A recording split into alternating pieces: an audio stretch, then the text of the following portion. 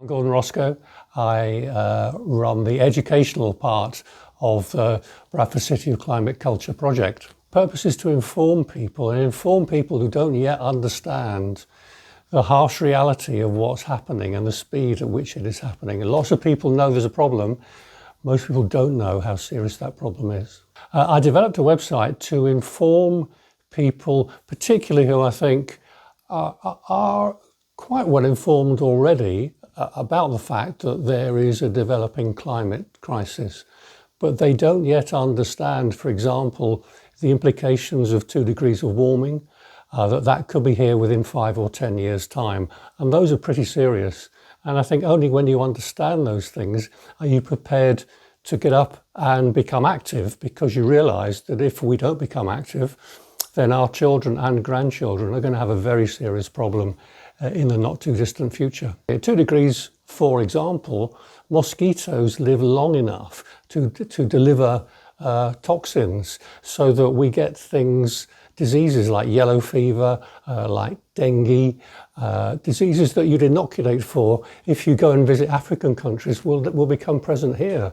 They will overwhelm the NHS and they'll cause huge discomfort to much of the population, but people have no idea of that. We will see empty supermarket shelves because crops are failing. This is already happening. It's happening around the world.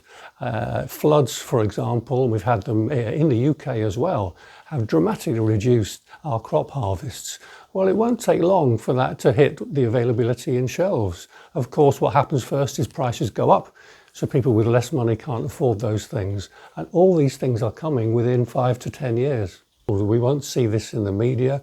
We don't hear it from our politicians. It seems to be in the interest of some businesses to protect their profits by keeping this fairly quiet.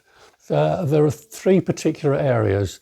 There's a landing area which in very clear, simple pictorial terms explains this is what happens at 2 degrees, or some of the things that happen at 2 degrees, and this is why it's coming so fast.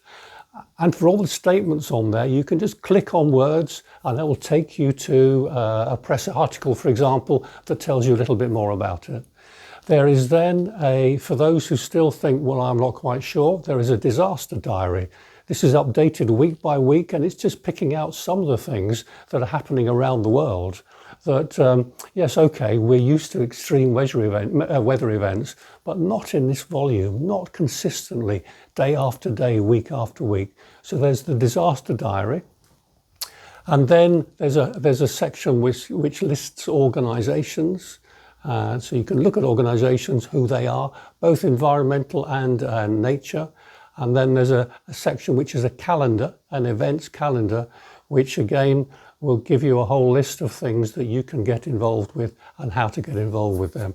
And then we're about to introduce, I think, a very important balancing thing for our mental welfare, which is the good news section.